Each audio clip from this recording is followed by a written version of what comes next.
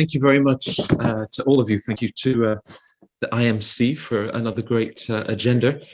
And of course, our hosts, Dr. Banerjee. I'm sorry that I can't be with you in person. As the former S of QS and World University Rankings and working at Fortuna Admissions, I have the great fortune to work and talk with many hundreds of Indian applicants to the world's leading MBA programs every year.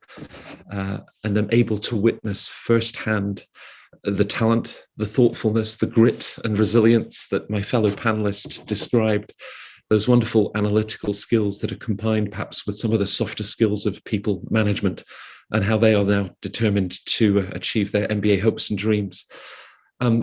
The right MBA classroom mix is a great theme for this year. When I wrote a book about the world's leading MBA programs 20 years ago, sponsored by McKinsey, Goldman, Bain, BCG, and others, there were fewer than 30% international students in those MBA classrooms in Boston, Palo Alto, Philadelphia, Chicago. Women made up around 1 in 4 of those students. 20 years later, Harvard Business School typically welcomes over 40% international students. Schools like INSEAD, that number is over 90%. And Wharton, of course, this year reported close to 52% women, a record for an M7 school. That level of diversity, which reflects the breadth and the depth of voices and experience from the 4 corners of the world, has been a long time coming. And it remains a fragile reality. As recently as 2 years ago, with the ongoing political rhetoric from the Trump administration and threats about H-1B visas, of course, many Indian and international applicants postponed their US business school plans, and they targeted the likes of London Business School, INSEAD, and other top schools in Europe, in Canada, and Asia. Now with Biden in the White House, perhaps there's a different message that is emerging, and we are seeing demand from India surging to join those classrooms, witnessing a 32% growth in Indian demand in the last 11 months. Creating a diverse class, and the theme of this group, with the habits of leadership, the analytical skills and engaged community citizenship that Harvard Business School is not alone in looking to identify, is at the heart of finding that right mix. If everyone comes from the same background and thinks the same way, well, they, I suppose, tend to analyze through the same lens and far too often come up with the same solutions, quite possibly making the same mistakes. So diversity of thought and the discussions that this leads to in the MBA classrooms is essential for greater innovation, problem solving, and avoiding groupthink. This richness of thought enhances the business school experience undoubtedly, and carries on into the workplace at PwC, the rest of the Big Four, and well beyond. The MBA is undoubtedly an opportunity to create an inclusive environment and a global mindset. It promotes this multifaceted and deeper understanding of business to tackle the complexities of international trade and the cross-cultural sensitivity that my fellow panelist Venkatesh has shown in his career working in France, in Thailand, and beyond. It's essential for the teams and the client interaction that is part of today's globalized world. When you ask MBA graduates what was the most valued aspect of their business school experience, the most consistent response is my classmates. It's a lifelong network of support, friendship from around the world, and wedding season becomes an international event. So the leading US and European business schools typically evaluate diversity across 5 or 6 diversity measures.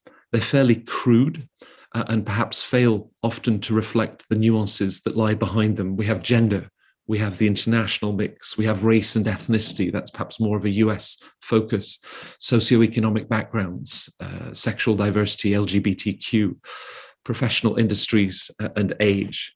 Now, gender, I spoke of, and the progress that has been made by Wharton and the other top schools in the last 15 years. There was great concern that an economic downturn through the pandemic would dent those numbers, and they're very encouraged to see that women continue to apply to the world's top schools as Stanford welcomes 47% in their last class.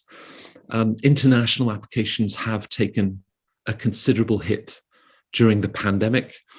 The challenges of travel, of obtaining visas from embassies that were closed. Columbia Business School slumped to the lowest figure in international students that they'd seen in decades.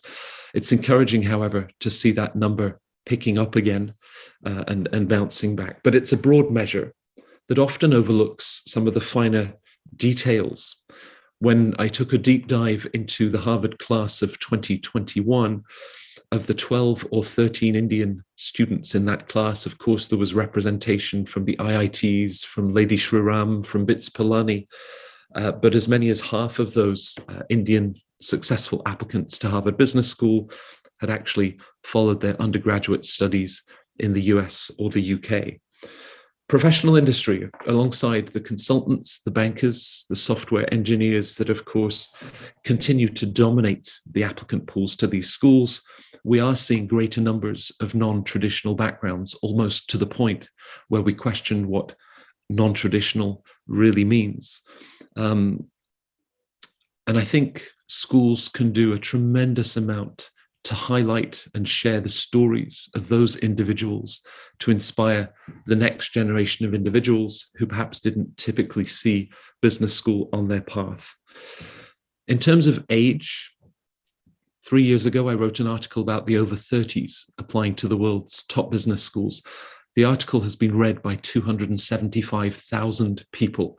It's reassuring to know that not everybody had their sights set on Stanford Graduate School of Business at the age of 25. And now as they reach their early 30s, they're still thinking about the business school opportunity it would bring.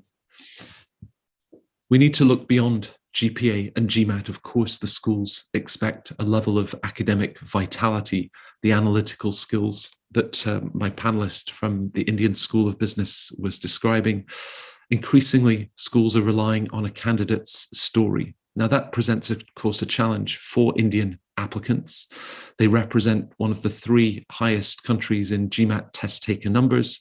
Their scores are typically 20 points or more higher than international averages.